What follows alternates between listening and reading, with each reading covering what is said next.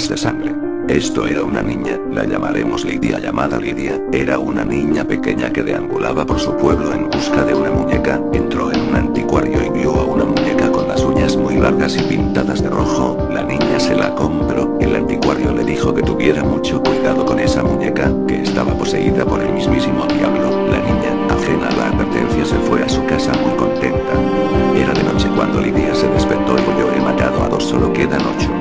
La niña, pensando que solo era un sueño, se volvió a dormir. A la mañana siguiente vio a su muñeca que le faltaban 2 uñas, y a sus padres degollados. La niña, asustada, arrojó la muñeca al río y se fue a casa de sus abuelos. Era de noche y Lidia volvió a escuchar la voz, pero esta vez decía: he matado a 3, solo quedan 5. La niña, asustada, fue a la habitación de sus abuelos y los vio degollados, y a su perro también, y a los pies de la cama vio a la muñeca con una mano sin uñas. La niña volvió a tirar la muñeca al río y fue a casa de una amiga. Lidia estaba ya loca, porque pensaba que la culpa la tenía ella por haber comprado la muñeca. Su amiga Sonia la tranquilizó y se durmieron, pero Lidia no podía y volvió a oír lo mismo: he matado a 2, solo quedan 3. La niña, asustada y sabiendo lo que iba a volver a ver, intentó, pero no pudo. Algo lo impedía, y es que tenía la muñeca agarrada al tobillo derecho. Asustada, ató una enorme piedra a la muñeca y la tiró al lago y se fue a casa de sus tíos. Por la noche, y despierta, oyó: he matado a 2, solo quedas tú. Algo se movió en la ventana. Lidia giró el cuello para ver qué era y no había nada. Cuando se giró, vio la muñeca llena de sangre y le clavó la última uña en la sien, acabando con su vida. 3 golpes y 2 arañazos. Todo empezó hace muchos años, en mi pueblo, que por entonces solo era un pequeño pueblo más de los muchos perdidos entre las montañas de Asturias.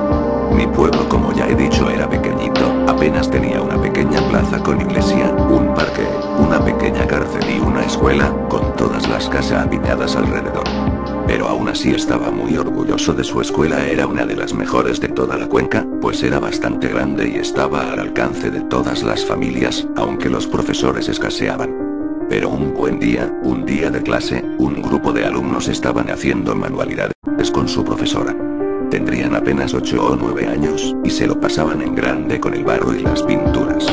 La profesora, una joven muy guapa y que había empezado hacía apenas un mes, puso la radio para oír el parte del tiempo, pues la clase se iba el día siguiente al monte de excursión. Pero a la mitad del parte, un hombre con voz muy grave cortó la comunicación y dio una noticia de última hora. Les comunicamos que se ha escapado un peligroso asesino de la cárcel del pueblo. Por favor, les rogamos que cierren herméticamente puertas y ventanas hasta que sea detenido. Gracias. Los niños se asustaron mucho y con razón. La cárcel quedaba muy cerca de la escuela. La profesora los tranquilizó y se puso a contarles historias para que se calmaran y se olvidaran un poco de aquello, pero a una niña le entraron muchas ganas de ir al baño. La profe, con la poca experiencia que tenía y después de lo que habían dicho en la radio, no sabía si dejar a la niña ir, pero esta insistía tanto que al final la dejó. Antes de marchar, acordaron una contraseña para saber que era la niña y no el temido preso cuando llegara. Tenía que dar 3 golpes en la puerta y arañarla 2 veces. La niña se fue al baño, pero nunca volvió. El preso, que estaba escondido en un lavabo, la obligó a que le dijera la contraseña y luego le cortó la cabeza. La profesora estaba ya preocupada. Habían pasado 20 minutos y la niña aún no había vuelto. Pero de pronto, en la puerta se escucharon 3 golpes y 2 arañazos. Es ella, pensó la joven. Pero al abrir la puerta, se encontró con el cuerpo sin cabeza de la pobre niña. De un salto, el preso entró en la clase, y entre gritos de terror y dolor, acabó con todos los niños. Solo la profesora quedó con vida, pues logró saltar por una ventana. Hoy en día está en un psiquiátrico, no puede parar de repetir una y otra vez 3 golpes y 2 arañazos, 3 golpes y 2 arañazos. La escuela estuvo a punto de ser derrumbada, pues solo traía malos recuerdos, pero al final la dejaron. Dicen que si entras, en el baño podrás ver la cabeza de la niña, que te mira fijamente con ojos llenos de terror, y que en la clase, chorrean sin parar regueros de sangre por las paredes. 3 hermanos. Estos hechos acontecieron hace algunos años en las cercanías de Bétera, un pueblo valenciano en el que antiguamente había un manicomio. En él se encontraban personas enfermas de distintos males psíquicos, trastornos en la personalidad, psicosis, paranoias, pero uno de sus pabellones estaba destinado en exclusiva a criminales, ya que los jueces en algunos casos habían decidido que era mejor que dichos criminales entrasen en una institución donde podían tratar sus problemas mentales antes que en la cárcel, donde seguramente que se conseguiría es agravarnos. A unos 15 kilómetros del psiquiátrico vivían los hermanos García. Eran 3 hermanos que se dedicaban al cuidado de unas pequeñas tierras que habían heredado de sus antepasados, los cuales siempre habían vivido por la zona. Juan, que así se llamaba el menor de los hermanos, siempre iba acompañado de su fiel perra Laika, que era un pastor alemán precioso que se habían encontrado perdida por una carretera cercana. Los 3 hermanos compartían una humilde casa de labradores con una sola habitación en la que habían colocado 3 literas, un minúsculo aseo y una cocina de leña, típica de las zonas rurales. El poco tiempo libre del que disponían, pues como de todos es sabido a las labores del campo hay que dedicarles muchas horas, lo pasaban en un pequeño comedor en el centro de la vivienda jugando a las cartas o escuchando un viejo transistor que tenían sobre la repisa de la chimenea. Una tarde de otoño, después de haber pasado todo el día en el campo, se dispusieron a volver a casa y cocinar unas patatas con un poco de carne que habían comprado hace unos días en el pueblo. Una vez en casa, mientras Pedro preparaba la cena para Juan y para Román, que era el mayor de los hermanos, escucharon por la radio que Ricardo Ruiz Pérez se había fugado del psiquiátrico de Bétera y que podía andar por los alrededores. Ricardo Ruiz era un peligroso psicópata, al cual encerraron por el asesinato y violación de 5 menores. Tardaron varios meses en descubrir los hechos, pues él solía descuartizar a sus víctimas y echárselas de comer a una jauría de perros que tenía en una finca de Murcia.